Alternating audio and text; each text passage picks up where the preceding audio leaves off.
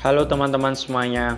Dalam perkembangan revolusi industri 4.0, hampir semua manusia mengenal teknologi digital dan merasakan penerapannya. Ayo, mari kita bahas bersama-sama. Sebelumnya, apa sih definisi dari teknologi digital itu sendiri? Teknologi digital adalah teknologi yang dilihat dari pengoperasionalannya tidak lagi banyak menggunakan tenaga manusia. Teknologi digital pada dasarnya hanyalah sistem penghitung sangat cepat yang memproses semua bentuk informasi sebagai nilai numerik atau kode digital. Hal ini dibuktikan melalui perangkat kekinian yang menggunakan perangkat teknologi digital, misalnya seperti komputer, televisi, dan juga smartphone. Kemudian, apa saja komponen utama dalam teknologi digital? Yang pertama ada mikroprosesor, yang mana sebuah chip atau IC yang di dalamnya terkandung rangkaian ALU, rangkaian CU, dan kumpulan register-register yang digunakan sebagai otak atau pengolah utama dalam sebuah sistem komputer. Yang kedua ada microcontroller, yang mana sebuah komputer kecil yang dikemas dalam bentuk chip atau IC dan dirancang untuk melakukan tugas atau operasi tertentu. Sistem analog. Pada sistem analog terdapat amplifier di sepanjang jalur transmisi. Setiap amplifier menghasilkan penguatan, baik menguatkan sinyal pesan maupun noise tambahan yang menyertai di sepanjang jalur transmisi tersebut.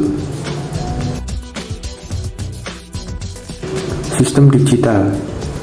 Bentuk sampling dari sistem analog. Digital pada dasarnya dikodekan dalam bentuk bilangan biner. Besarnya nilai suatu sistem digital dibatasi oleh lebarnya atau jumlah bit. Dalam jumlah bit juga sangat mempengaruhi nilai akurasi sistem digital. Bilangan biner. Di balik teknologi yang digunakan canggih dan praktis, digunakan ilmu sederhana yaitu biner, yaitu bilangan yang dinyatakan dalam sistem bilangan basis 2 atau sistem bilangan biner, yang hanya menggunakan dua simbol yang melambangkan dua level atau status tegangan. Setiap digit disebut binary bit atau digit biner. Sirkuit dan sistem elektronik dapat dibagi menjadi dua kategori utama.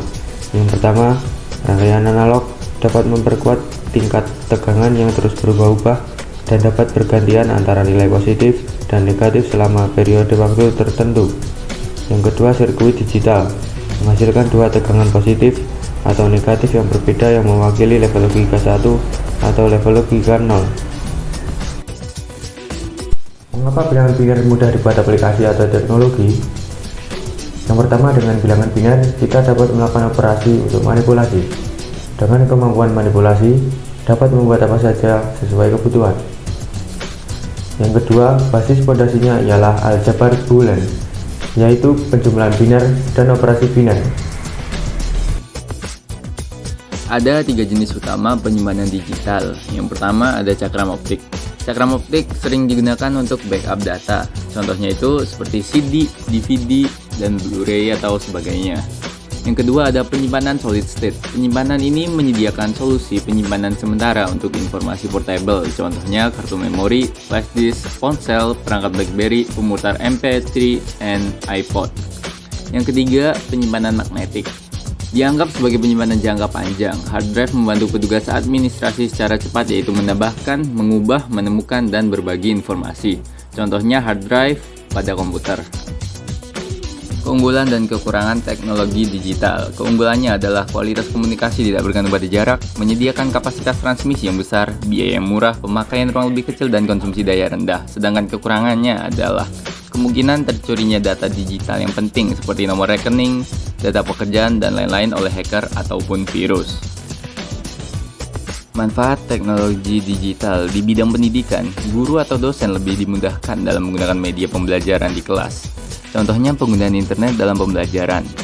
Di bidang transportasi, berfungsi sebagai alat penghubung antara pusat pengontrol dengan alat transportasi seperti pesawat dan kereta api. Di bidang komunikasi, komunikasi yang dulunya hanya terbatas, sekarang dengan kemajuan teknologi digital dapat berkomunikasi dimanapun dan kapanpun.